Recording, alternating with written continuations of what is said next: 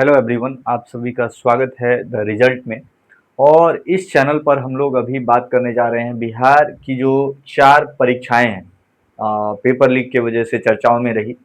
और अब इसकी जो जांच है उसको ईडी करेगी। आप समझ पा रहे हो, इन्फोर्समेंट डायरेक्टरेट है, इसके बारे में भी हम लोग बात करेंगे। और ये जो है 4 परीक्षाओं की जांच शुरू हो रही है। काफ़ी मुद्दे इसमें आपको देखने को मिलेंगे।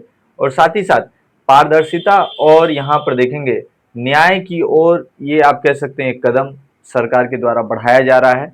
छात्रों के भविष्य से खिलवाड़ नहीं सहेंगे, ऐसा कहा जा रहा है। तो फिलहाल छात्रों के साथ तो जो होना है वो हो ही रहा है। आप देख पा रहे होंगे किस प्रकार से बिहार में बहुत सारी परीक्षाओं में जो गड़बड़ी निकल कर के सामने आई। तो कहा जा सकता है देर आए दुरुस्त आए, लेकिन छात्रों की जो मांग है अभी भी जायज़ है कि जो ये पारदर्शिता बनी रहनी चाहिए।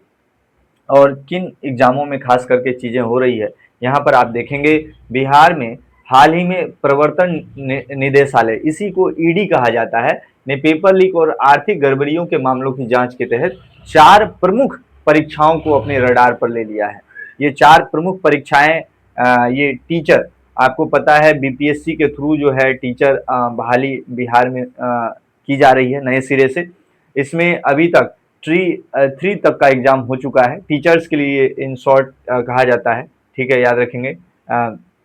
तीसरे चरण की शिक्षक भर्ती परीक्षा में भी ऐसा मामला उठा। नीट 2024 में आपको पता है। और उसके बाद आप क्या देख पा रहे हैं भाई, इसके बाद अभी जो परीक्षा छोड़िए, अभी जो कॉकरोच पार्टी नहीं बनी, कॉकरोच जनता पार्टी सीजीपी, इनका मुख्य मांग क्या था? नीट में जो गड़बड़ी हुआ, ये देख पा रहे कितना महत्वपूर्ण मुद्दा है। इस मुद्दे ने देश में कितनी बड़ी आप कह सकते हैं सत्ता को हिलाने का काम किया। और साथ ही साथ आप देखे होंगे इस पार्टी ने क्या क्या किया। हुँ? इस पार्टी ने जो है जो शिक्षा मंत्री हैं उसका इस्तीफा के लिए पुरजोर कोशिश की, और फिर शिक्षा मंत्री को अपना पद छोड़ना पड़ जाता है। नीट मेडिकल एंट्रेंस टेस्ट आप कह सकते हैं देश में होता है। सीपीओ 2025 का एग्जाम, कर्मचारी चयन आयोग की परीक्षा, इसमें आप देखते हैं। साथ ही साथ एडीओ एडीओ की परीक्षा अभी आयोजित नहीं हुई है साथियों, बताते चले। बिहार में ये भी परीक्षा जो है बीपीएससी लेती है, बिहार पब्लिक सर्विस कमीशन, और इसमें भी कथित अनियमितता की बातें सामने आई, जिसके बाद परीक्षा को कैंसिल कर दिया गया। हो सकता है संभावित 2 से 3 महीनों में ये परीक्षा फिर से कंडक्ट करवाई जाए। और वहीं बीपीएससी की जो प्रमुख परीक्षा है वो भी अभी तक आयोजित नहीं हो पाई है। अब देखते हैं सरकार कब आयोजित करती है, क्योंकि आपको पता है सरकार के तमाम आला अधिकारी जो हैं वो इस विषय का गहन अध्ययन कर रहे हैं। क्योंकि आपको पता है जो ये जनरेशन है, जेनजी जनरेशन जिसको हम कह रहे हैं, 1997 से लेकर 2012 के बीच में जो आबादी है, ये अब अपने हक के लिए रोड पे आ रही है। तो सरकार को भी ऐसा लग रहा है हमको इनकी बातों को सुनना चाहिए। अभी हाल फिलहाल में आपने देखा होगा जेन अल्फा अल्फा जो जनरेशन है, अल्फा, ये भी अपनी मांगों को लेकर बच्चों ने क्या किया। ये बच्चे हैं 2012 के बाद जिनका जन्म हुआ, ये डीएम के पास चले जाते हैं स्कूल में जो व्यवस्था है वो सुचारू रूप से मिलनी चाहिए उसको लेकर। तो आप देख रहे हैं सब लोग जो है अपनी मांगों को लेकर सरकार के पास आते हैं और सरकार से आग्रह करते हैं कि उनकी मांगों को सुना जाए और उनके लिए कुछ किया जाए। झारखंड में आप देख ही पा रहे होंगे किस प्रकार से वहाँ भी छात्र जो है वो आंदोलन करने पे लगे हुए हैं। क्योंकि भाई झारखंड में भी कमोबेश वही स्थिति, पूरे देश में वही स्थिति। चाहे वो शिक्षा का स्तर हो, चाहे वो सड़क का स्तर हो, स्वास्थ्य का स्तर हो, पूरा का पूरा चरमराता हुआ नजर आ रहा है। तो चाहे कोई भी सरकार हो, चाहे केंद्र की हो, राज्य की हो, उसको देखने की जरूरत है, अन्यथा इसके परिणाम बहुत भयंकर होते हैं। देखिए जो जनरेशन है ये नए तरीके से सोचते हैं। अभी आपने देखा होगा ये पार्टी जो है जब शिक्षा मंत्री का इस्तीफा हो जाता है, किस प्रकार से ये लोग पार्टी कर रहे हैं, और पार्टी करने के बाद कह रहे हैं जो भाई ये हम लोग का नया स्टाइल। अदरवाइज बहुत सारे लोगों को दिक्कतें हो जाती, लेकिन इन लोगों को कोई दिक्कत नहीं। और फिर इन लोगों ने अभी कहा है जो हम लोग फिर से इसका सीजन 2 करने जा रहे हैं, वो अलग बात है, ये किस मुद्दे पे करेंगे, क्या करेंगे, ठीक है। और आइडियोलॉजी अब थोड़ी सी इनकी बदलती हुई नजर आ रही है। एक खास जो है पार्टी को सपोर्ट कर रहे हैं ये लोग, आप देख ही पा रहे होंगे। यहाँ पर अब थोड़ा सा ईडी के बारे में हम लोग बात कर लेते हैं। ईडी है क्या, यहाँ पर देख लेते हैं, ये देखते हैं, इन्फोर्समेंट डायरेक्टरेट। अभी श्री राहुल नवीन जो है, ठीक है, यहाँ पर आपको दिख पा रहे होंगे राहुल नवीन, स्क्रीन पे यहाँ पर आप सभी को दिखेंगे, ये राहुल नवीन है, ये डायरेक्टर है इन्फोर्समेंट डायरेक्टर के। तो इनका नाम याद कर लीजिए, हो सकता है तमाम परीक्षाओं में पूछे जा सकते हैं। और चीजों को देखते हैं थोड़ा इसमें, ईडी है क्या, यहाँ पर ईडी के बारे में थोड़ा सा जानने का प्रयास करते हैं। ये निर्मला सीतारमन है, ये किस मंत्रालय के अंतर्गत आता है, इसको भी आप थोड़ा सा याद रखेंगे साथियों।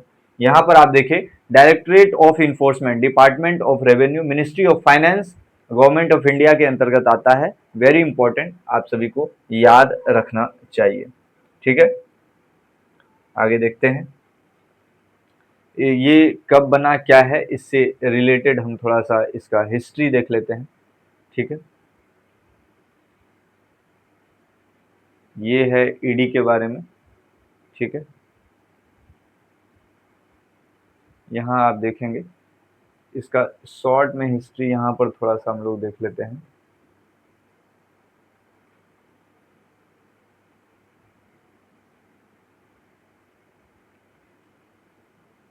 इधर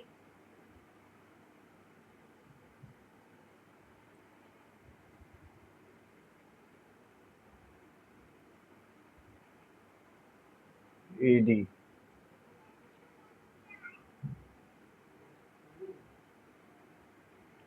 यहाँ पर इन्फोर्समेंट डायरेक्टरेट के बारे में थोड़ा सा जानकारी,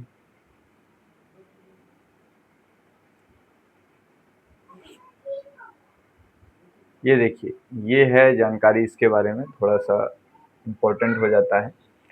इन्फोर्समेंट डायरेक्टरेट इन्वेस्टिगेट करता है financial fraud, foreign exchange violation, FEMA के तहत जो भी चीज़ें आती है, साथ ही साथ मनी लॉन्ड्रिंग पीएमएलए के तहत, और इसकी स्थापना 1 मई 1956 को हुआ था। वेरी इंपॉर्टेंट, इसका हेडक्वार्टर नई दिल्ली में है। ये छोटा सा जानकारी हो सकता है आने वाले परीक्षाओं में आपको हेल्प करे। तो ये जैसा कि हम लोग यहाँ पर बातें कर रहे हैं, तभी से किस चीज़ को लेकर, यहाँ पर मैं आप सभी को पुनः लेके चलता हूँ स्क्रीन पे। तो यहाँ पर देखिए, हम लोग जो बातें कर रहे हैं, जो परीक्षा में किस प्रकार से यहाँ पर गड़बड़ी हो रही है, बिहार की 4 परीक्षाओं में पेपर लीक, और अब ईडी करेगी जांच। तो देखने वाली दिलचस्प बात होगी कि ईडी जांच करती है और जांच में क्या क्या निकल करके सामने आता है, और जो दोषी होते हैं क्या उनको सही मायने में सजा मिलती है या नहीं, छात्रों को इंसाफ मिलता है कि नहीं मिलता। बहुत सारे छात्र जो हैं, जो परीक्षाओं के लिए इंतजार करते रह जाते हैं, उनकी उम्र निकल जाती है और वो हाथ मलते रह जाते हैं। क्योंकि आपको पता है, यदि एग्जाम डिले होता है, पोस्टपोन होता है, तो बहुत सारे जो अभ्यर्थी हैं उनका उम्र निकल जाता है और वो एलिजिबल नहीं रह पाते। तो तमाम समस्याएं अब अभ्यर्थियों के लिए भी सरकार को सोचना चाहिए। परीक्षाओं को डिले कर देना एकमात्र समाधान नहीं हो सकता। इसके लिए बहुत ही आप कह सकते हैं राय स्पष्ट करनी पड़ेगी सरकार को। जांच आप करते रहिए, लेकिन परीक्षार्थियों, अभ्यर्थियों के साथ भी नाइंसाफ़ी नहीं होनी चाहिए। आपको क्या लगता है, कमेंट सेक्शन खुला हुआ है, अपनी राय जरूर जाहिर करें, ठीक है। ऐसे ही मुलाकात होते रहेगी, अपना ख्याल रखें। बहुत बहुत धन्यवाद। जय हिंद साथियों।